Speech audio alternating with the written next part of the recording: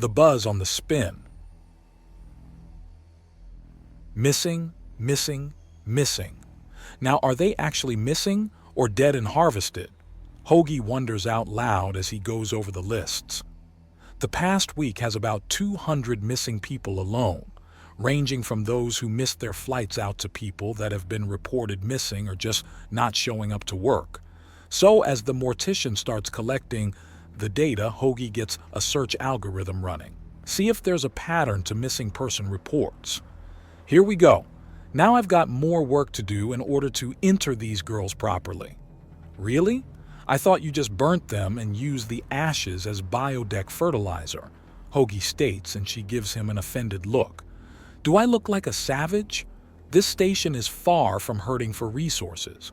We have more than all we need to properly enter these women according to their faiths. Okay, sorry, I made an assumption, Hoagie says with his hands up. Here's your information, now please, leave, she tells him, and he walks out of the building after they tap communicators together and the file transfers over properly. So, Chaziz asks as he flicks through things. So there's a bit of a pattern, he observes as a little map of Sector 4 starts filling out. Most were last seen outside of bars, but nearly half of them were moving between two streets. There's a shortcut there, one without a lot of camera coverage. A good nabbing spot, Chaziz says, and he nods.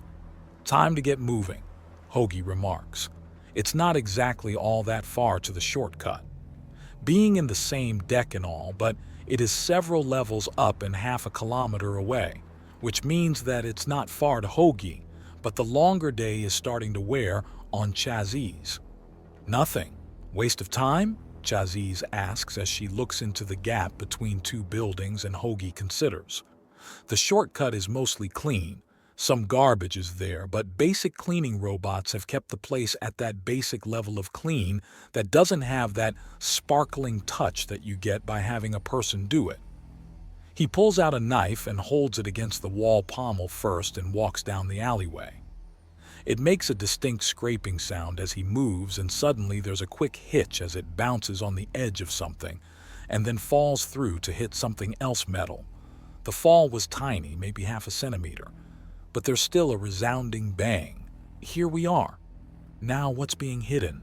Hoagie asks as he pulls the knife away and starts to scramble the axiom. The illusion takes a few seconds to fully shatter, and he's left with an indent in the wall, covered in axiom resonating markings that flicker a bit and then project the image of a blank wall again. Interesting, Hoagie says, before shattering the self-restoring illusion again. He takes a few snapshots of the markings with an axiom filter on the phone and then repeats the process 4 more times until he has the entire rune array on the door covered. All right, let's see what our expert has to say on this. You're not calling that girl again, are you? Chaziz asks. She's pretty much the foremost axiom expert we have on staff. I need her opinion on what this is. It's a hidden portal, duh? Chaziz notes, and he rolls his eyes. Yes, but if there are any other surprises in store, I need to be ready and waiting. Do you honestly think it's a smart idea to just activate it and waltz through? He asks, and she shakes her head. No, it's stupid, but I still don't like that woman, Chaziz states, and Hoagie tactfully doesn't mention just how mutual the dislike is. Well, that's why I'm calling her. Better than bringing you to her office so you can get into a shouting match with her, Hoagie remarks as he types out a text. It's straight and to the point, requesting a simple analysis of a hidden doorway discovered and asking if there are any axiom-based traps in it. She asks for a few moments to look things over and then directly calls him. Hey Sparky, are things really that complicated? No, but they're set up professionally. This is someone's commission work. Very routine stuff, but well done. The illusion effect is on the back of the doorway and the edges provide the actual portal.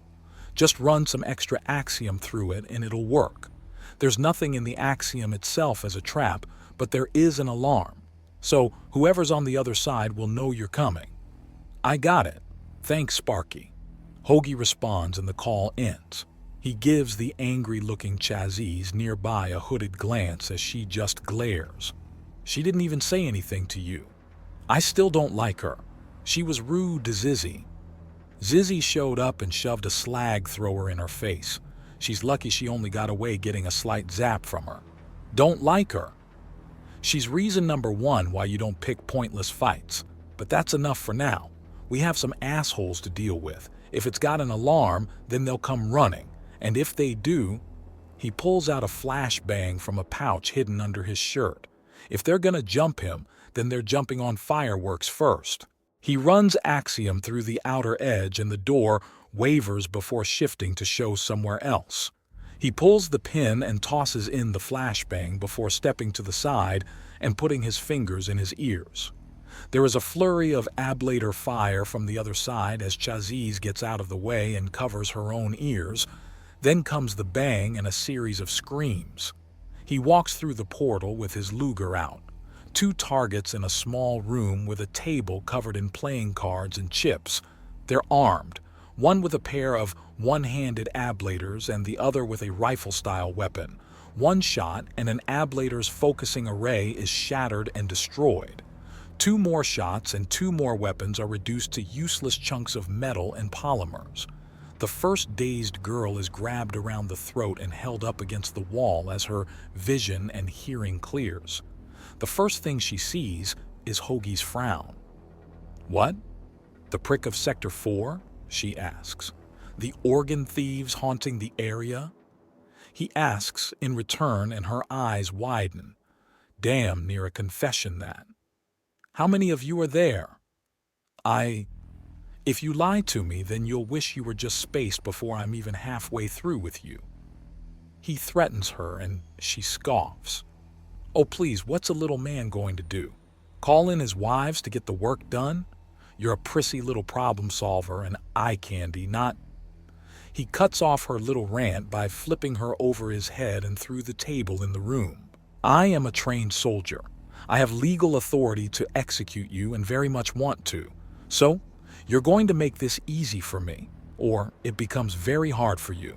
Understand? He asks the girl, even as Chazise repurposes the clothes of the other women into makeshift ropes to tie them up with.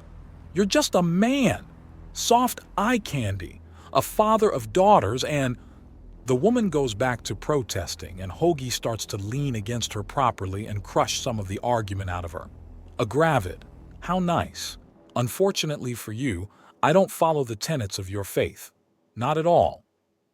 Although it would be nice if he did. Chazise pipes up and Hoagie turns to look at her. What?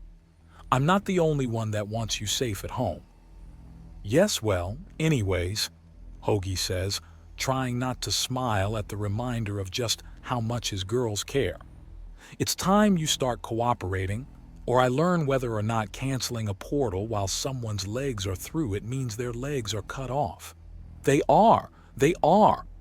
You don't need to experiment with that. Oh, this sounds interesting. You have a history with such a thing, don't you? Please don't put me through the portal. Don't slice me in half with it. Well, that's about as thorough a yes as I've ever heard. But I really have no reason not to.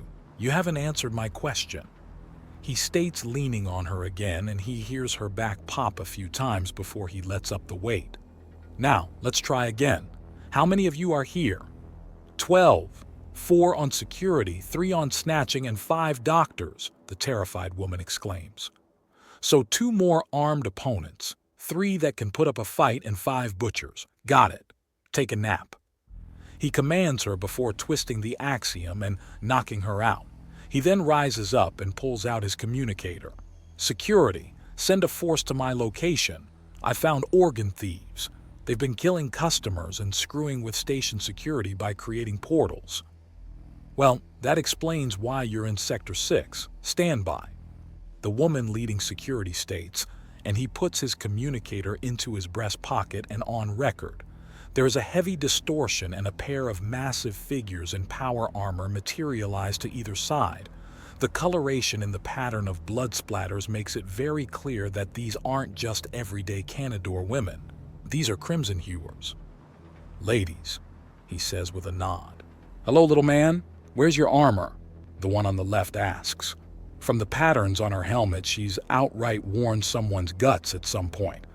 Hoagie's response is to reach down and rap his knuckles on his thigh. The metallic clang lets them know that he's fairly well suited up. You could use a little more, but not bad. Right. We have at minimum 2 more hostiles, likely 5 followed by 5 organ harvesters. By coming here, I tripped an alarm, so they're likely digging in and getting ready to... Hoagie begins to explain before a massive metal enclosed hand is put on his head. He's being pat by a gigantic land shark woman in power armor. Chazzy giggles at the sight. I think we'll be fine, little man. Just follow us with a mop. The Crimson Hewer notes, and her partner lets out a low chuckle before entering the next room by simply walking through the wall. Thankfully, it's not a load-bearing wall. Well, I did trip an alarm, so I have no right to bitch about subtlety. Hoagie notes even as the completely reasonable screams of terror that the criminals let out start.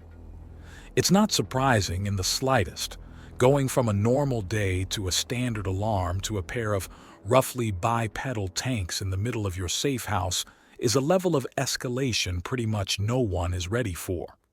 The room that the Crimson Hewers treated like a hallway holds the now shattered remains of several bunks and numerous torn blankets that got caught on the armor, only to be singed away by some kind of defense or another. Those girls could get nasty with all the surprises they like to fit into their armor. Grappling them either had the armor heat up to an insane degree, freeze to an even worse one, sprout blades or spikes.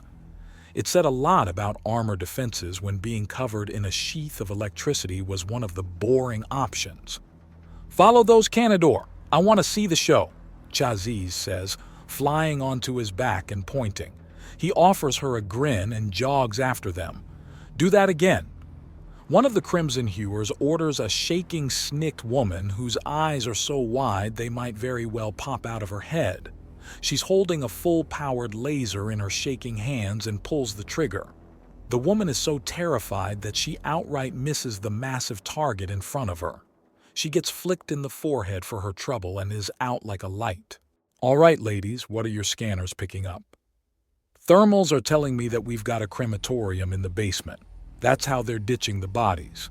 We've got about 2 victims rapidly cooling and another 4 with consistent bodily heat, so they're likely to make it. Jesus Christ, these girls are thorough as hell. I wonder how they stayed under the radar for so long. Being thorough might have something to do with that. Not that. It's the fact that, you know what? Never mind. Do either of you detect any more hostiles? No. None. This was a quick and boring piece of work, the Crimson Hewer says, and Hoagie looks back upon the path of utter destruction that the 2 women had left behind them. It looks like someone tried to remodel with dynamite. Sorry to waste your time then. Hopefully the pay makes up for it. It will. Not all stories have to be epic. Some can be punchy and cute. See you later, little man. Hey, he's mine. Berserker territory, back off. Chazzy's protests, zipping up and fingering her knives. Spunky, I love it. Goodbye, little bee. The closer Crimson Hewer says, and then they both vanish in a recall teleport, leaving Hoagie to pick up and sort through the mess.